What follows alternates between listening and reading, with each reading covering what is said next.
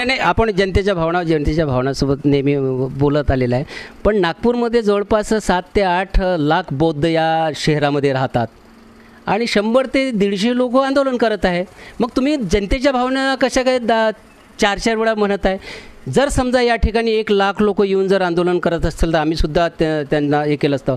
पण बोटावर मोजणे इतकेच कार्यकर्ते किंवा आता त्यांना काय म्हणावं शब्द आमच्याकडनं, मग तुम्ही त्यांच्या भावनेसोबत कसे काय आहे लाखो लोक यासोबत?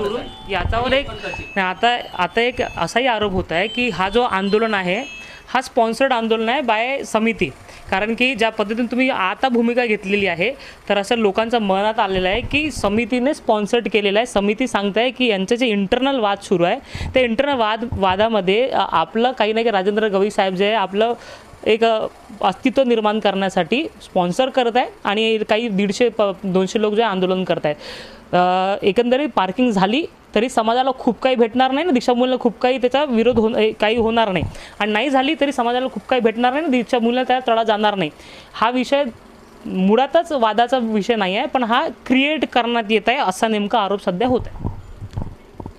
म्हणजे अशा प्रकारचा आरोप काय होतो हा मला माहीत नाही. हा सुद्धा अफवातलाच एक भाग आहे.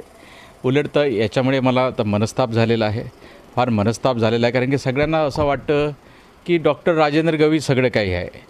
पार्किंग काढणारे डॉक्टर राजेंद्र गवई, पार्किंग बनवणारे डॉक्टर राजेंद्र गवई. त्याच्यामुळे हे माझ्यातर्फे तरी नक्की स्पॉन्सर्ड नाही आहे. इतरांतर्फे जर स्पॉन्सर्ड असेल तर काही मला सांगता येणार नाही.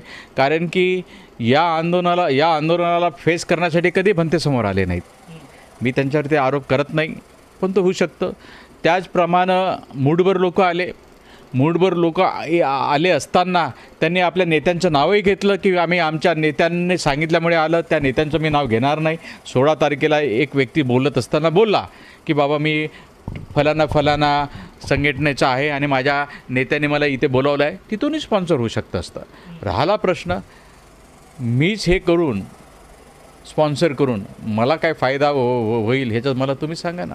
तुम्ही आता म्हणले की असं होऊ शकतं की त्यांच्याद्वारे स्पॉन्सर्ड होऊ शकतं, त्यांच्याद्वारे स्पॉन्सर्ड होऊ शकतं असं अझम्पशन आपण दिलं तर मग त्यांचं आंदोलन आम्ही सपोर्ट करू आणि पार्किंग नको म्हणून भूमिका घेऊ, तर त्यांच्या स्पॉन्सर्ड आंदोलनाला तुम्ही सपोर्ट करणार असं तुमचं मत आहे का? मी तुम्हाला पहिलेच म्हटलं की आंदोलक काही पॉझिटिव्ह आहेत, आंदोलक काही नेगेटिव्ह आहे. दोन्ही आंदोलकांचा विचार केला जाईल.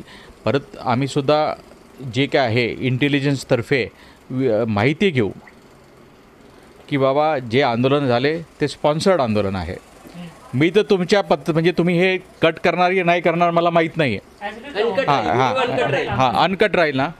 हां म्हणून मी आज मेसेज देतो आहे की काही लोकांना त्या दिवशीचं काही लोकांना आतापर्यंत झालेलं आंदोलन स्पॉन्सर्ड वाटत आहे. त्याच्यामुळे मला त्याही दिशेवरती विचार करावा लागेल.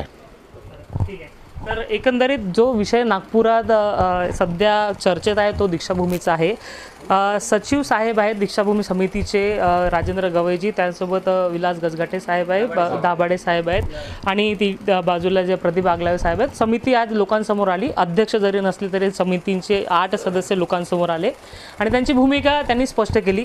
पत्रकार परिषदेमध्ये त्यांची भूमिका नेमकी स्पष्ट होती की आम्ही आता या आंदोलनाला सपोर्ट करू.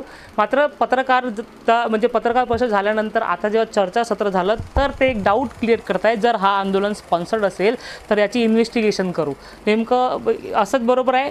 तर अशा पद्धतीची भूमिका जी आहे साहेबांची पत्रकार परिषद आधी आणि आता झाली आहे. जे काही प्रश्न होते लोकांच्या मनातले की पार्किंगमुळे काय होऊ शकतं काय होऊ शकत नाही, NITची रिपोर्ट म्हणत आहे की पार्किंग झाल्याने तिथे दीक्षाभूमीला किंवा बोधी वृक्षाला काहीही नुकसान होणार नाही. आणि जे रिपोर्ट ऑलरेडी आहे आणि काही समाजाचे जे तत्त्वज्ञानी आहे किंवा खूप जास्त शिकलेले लोक आहेत त्यांचं असं नेमकं अझम्पशन आहे, माहीत नाही ते सिव्हिल इंजिनियर आहेत की नाही आहेत, तर त्यांचं असं मत आहे की तिथे जे पार्किंगसाठी गड्डा करण्यात आला, खोदकाम करण्यात आलं, त्या खोदकामामुळे दीक्षाभूमीला क्षती पोहोचणार आहे. मात्र तो खोदकाम पूर्ण झाला असून सुद्धा दीक्षाभूमीला क्षती पोहोचलेली नाही. आणि VNIT सारखे जे लोक आहेत तिथे त्यांचे ऑडिट रिपोर्ट ऑलरेडी आहे, NITकडे त्याचा ऑडिट आणि स्ट्रक्चर रिपोर्ट ऑलरेडी असून सुद्धा अशा पद्धतीने जे लोकांपर्यंत मेसेज कन्वे करण्यात येत आहे की दीक्षाभूमीला क्षती पोहोचेल, हा पूर्णतः हा समाजाला दिशाभूल करण्याचा एक प्रकार सध्या दिसत आहे. अशात जेव्हा एक भूमिका घेऊन राजेंद्र गवई येतात आणि म्हणतात की मी या आंदोलनाला सपोर्ट करील आणि चर्चा झाल्यानंतर म्हणतात की जर हा आंदोलन स्पॉन्सर्ड असेल तर याचंही इन्व्हेस्टिगेशन करावं लागेल. तर अर्ध्या तासात लोकांची भूमिका सध्या बदलत आहे. तर समाजाने विचार केला पाहिजे की आपण ज्या पद्धतीने आंदोलन करतो आहे किंवा जे चर्चा सत्रात आपण सहभागी होतो तिथे टेक्निकॅलिटी काय आहे आणि भावनात्मक दृष्टिकोन काय आहे.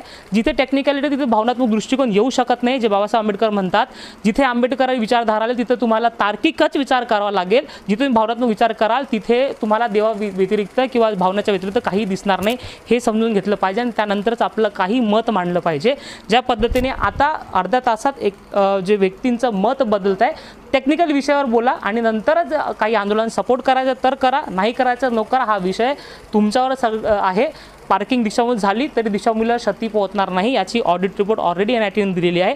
नाही झाली तरी दीक्षाभूमीला काही क्षती पोहोचणार नाही. मात्र एक गोष्ट अशी की आम्ही नागपुरात असतो, आम्हीही एक दिवस दीक्षाभूमीसारखे जे उपक्रम असतात तिथे जाऊन आम्ही दीक्षाभूमीला एक दिवस साफ करत असतो. त्यावेळेसही लोक आंदोलन करत होते आणि म्हणत होते की दीक्षाभूमी जी आहे इतकी अस्वच्छ झाली आहे, तिथे लोक काही करत नाही. आणि ज्यावेळेस दीक्षाभूमी चांगलं होत आहे त्यावेळेस लोक विरोध करत आहेत. तर समाजाने दोन्ही डबला हात ठेवलं पाहिजे का, हा एक मोठा प्रश्न आहे. आपल्यासमोर हा प्रश्न सोडतो आणि हा चर्चासत्र इथेच विराम देतो. आपण पाहत होते WH न्यूज, नागपूर समाचार न्यूज. नमस्कार.